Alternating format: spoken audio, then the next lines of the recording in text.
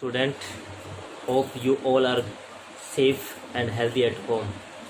As in this unit, we have studied about hybridization, Lewis concept, sigma and pi bond, ionic covalent and coordinate bond. These are the major topic of this unit.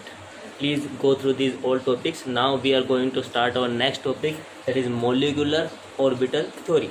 Very important topic. From this we will find out कि which substance is paramagnetic और diamagnetic और what is the bond order of the molecule. तो molecular orbital theory, आपको पता है atom के जो electron होते हैं वो एटॉमिक ऑर्बिटल में होते हैं, एटम्स के इलेक्ट्रॉन एटॉमिक ऑर्बिटल में होते हैं, तो मॉलिक्यूल के इलेक्ट्रॉन मोलिकुलर ऑर्बिटल में होंगे. तो आपको पता है कि एटॉमिक ऑर्बिटल्स के कंबाइन होने से आपके पास फॉर्मेशन होगी मॉलिकुलर ऑर्बिटल की. जैसे एटम प्लस एटम मिलके मॉलिक्यूल बनाते हैं, उसी टाइप से एटॉमिक ऑर्बिटल और एटॉमिक ऑर्बिटल मिलके मॉलिकुलर ऑर्बिटल बनाएंगे. और मॉलिकुलर यानी कि जो आपके पास मॉलिक्यूल्स के इलेक्ट्रॉन है, मॉलिक्यूल्स के इलेक्ट्रॉन कहाँ रहेंगे? मॉलिकुलर ऑर्बिटल्स में रहेंगे. जैसे एटम्स के इलेक्ट्रॉन एटॉमिक ऑर्बिटल में रहेंगे. Simple, clear these 2 points. आपके पास एटम एक एच और एक एच मिलके आपके पास H2 मॉलिक्यूल बना, एटम प्लस एटम मॉलिक्यूल बना. इसके एक इलेक्ट्रॉन होगा किसके? एच के एटॉमिक ऑर्बिटल में रहेगा, इसका भी एक एच के एटॉमिक ऑर्बिटल रहेगा. ये मॉलिक्यूल बन चुका, इसका मॉलिकुलर ऑर्बिटल रहेगा. Now this is clear. So next point is कि जितने भी आपके पास एटॉमिक ऑर्बिटल होंगे उतने ही आपके पास मॉलिक्यूलर ऑर्बिटल बनेंगे. Number of atomic orbital is equal to number of molecular orbital. Clear?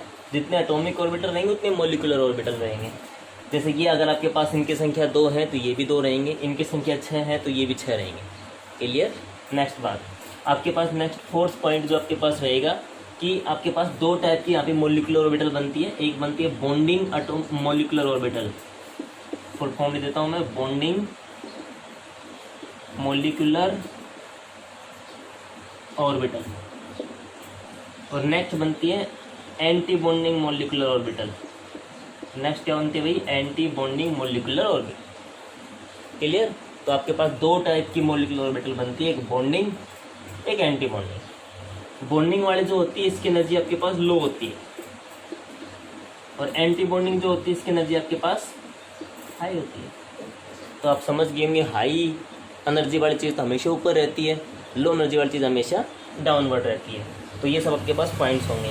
अगर इनका बनने का तरीका देखा जाए किस हिसाब से बनते हैं ये चीज़ें, तो अगर आपके पास कोई एक मैं फंक्शन मान लेता हूँ साई, ठीक है, तो साई ए प्लस बी यानी कि एक आपके पास 2 थे, तो इनसे जो बनेगा वो बॉन्डिंग मॉलिकुलर ऑर्बिटल बनती है. अगर सब्सट्रैक्शन से बनाएंगे तो एंटी बॉन्डिंग बनेगी. यानी कि आप बोल सकते हो एडिशन से बनता है बॉन्डिंग और एंटी बॉन्डिंग बनता है सब्सट्रैक्शन से. तो ये इनके पॉइंट्स रहेंगे.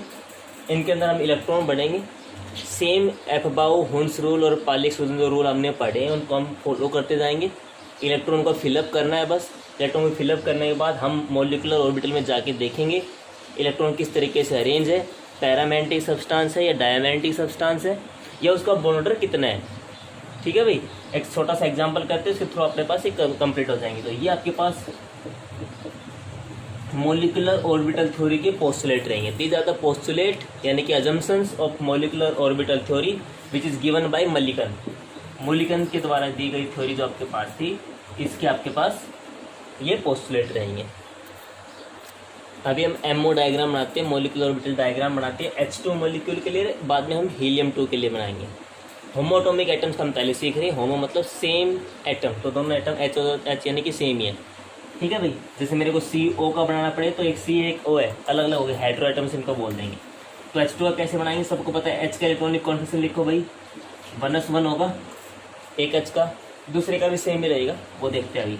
तो ये आपके पास एक एटॉमिक ऑर्बिटल है, एक आपके पास दूसरी एटॉमिक ऑर्बिटल है. ये मान लो एक वाले H की है, आपके पास H की संख्या 2 है ना भाई, तो 2 H है तो एक H ये मान लो, एक H ये मान लो. ठीक है, इनके मिलने से आपके पास बनती है भाई मॉलिकुलर ऑर्बिटल.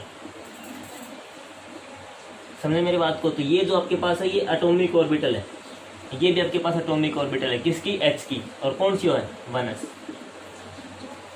1s तो है अभी स्टार्टिंग में आपके पास. तो ये 1s ऑर्बिटल है पहले वाले H की, ये 1s ऑर्बिटल है सेकंड वाले H की. और S में कितने इलेक्ट्रॉन है? 1. इसमें भी कितने इलेक्ट्रॉन है? एक। अब हमें इलेक्ट्रॉन को मॉलिक्यूलर ऑर्बिटल में भरना है। ये आपके पास बीच में तो दिख रही है मॉलिक्यूलर ऑर्बिटल है, क्लियर। तो कितने इलेक्ट्रॉन आपके पास टोटल? 2। तो भरना है, कैसे भरेंगे? पहले नीचे वाले ऑर्बिटल में आएगा, ऊपर वाले में। एफएबव रूल क्या कहता है? जिसकी एनर्जी कम उसमें इलेक्ट्रॉन आएगा। एनर्जी किसकी कम है? ये, यानी कि ये कौन सी है? बॉन्डिंग है ये। और ये कौन सी भाई? Anti bonding. आपको बोला था जिसकी एनर्जी लो होगी वो बॉन्डिंग होगी। तो भाई कितने इलेक्ट्रॉन है? 2। तो एफएबव रूल क्या कहता है? पहले एनर्जी लो होगी उसमें आएगा, फिर उसके बाद क्या कहता है? हुंस रूल आता है कि आप इलेक्ट्रॉन की पेयरिंग पहले हाफ फिल करके फिर पेयर कर दोगे। 2 थे ऊपर तो बचाएगा नहीं, खत्म हो गया, अपने पास 2 इलेक्ट्रॉन थे। ऑप्शो इट इज़ वेरी इजी। अब अपना को बॉन्ड ऑर्डर निकालना है इसका। तो बॉन्ड ऑर्डर का फॉर्मूला जो होता है, बॉन्ड ऑर्डर का जो फॉर्मूला होगा दैट इज इक्वल्स टू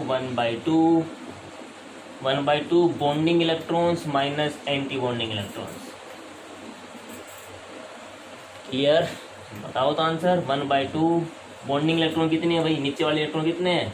2। ऊपर वाले इलेक्ट्रॉन कितने हैं एंटी बॉन्डिंग में? 0।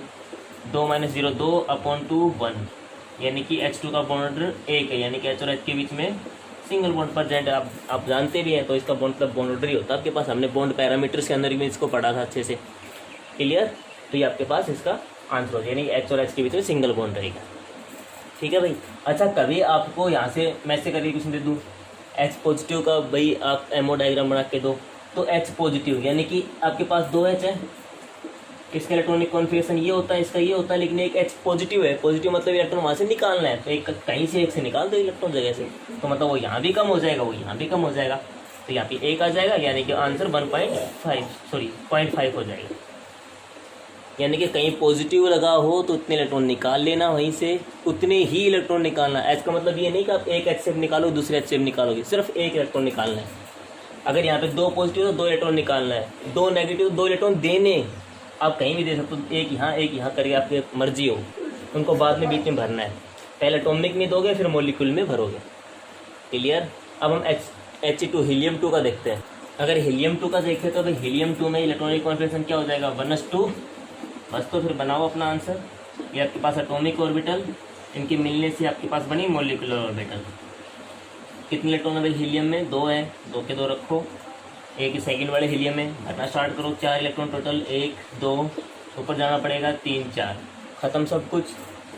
तो 1/2 बॉन्डिंग इलेक्ट्रॉन कितने हैं? 2। एंटी बॉन्डिंग कितने हैं? 2। 2 - 2 0, तो 0 आंसर। मतलब हीलियम और हीलियम के बीच में बॉन्ड तो बनता ही नहीं है। ये बात हम 3 बार कह चुके हैं। अगर आपसे को पूछे कि helium 2 does not exist, helium 2 बनता ही नहीं है, तो आपके पास आंसर 3 होंगे। पहला आंसर बॉन्ड और 0 है, 0 है भाई बॉन्ड। देखो बॉन्ड 0 मतलब बीच में बॉन्ड ही नहीं है। सेकंड आंसर, जब आपने VBT पढ़ा था उसमें आपने पढ़ा था इसके अंदर रिपल्सन ज़्यादा अट्रैक्शन की बजाय, 5 रिपल्सन थे, 4 ही अट्रैक्शन थे, तो वहाँ से भी इसका क्लियर हो जाएगा। नेक्स्ट, इसके पास तो हीलियम के पास तो पहले अपने 2 इलेक्ट्रॉन प्रेजेंट है, तो शेयरिंग का तो मतलब ही नहीं बनता, ना ट्रांसफर का बनता, क्योंकि दूसरे हीलियम के पास भी 2 है, तो कौन ले सकता है? 8 किसी के पूरे हो नहीं, 2 अपने अपने कंप्लीट करे बैठे हैं, ठीक है। तो किसी हिसाब से हीलियम 2 बनता नहीं है, ठीक है भाई। तो आपको ये एमओ डायग्राम्स थोड़ा सा बनाना है। अच्छा, इनके जो नाम होते हैं, इसका नाम है सिग्मा 1s, ठीक है भाई, और इस ऊपर वाले का नाम है सिग्मा स्टार 1s। ये नाम भी आपको ध्यान होना चाहिए इनका जो नॉर्मल है, क्योंकि हम डायरेक्ट भी लिखना सीखेंगे इनको, ठीक है।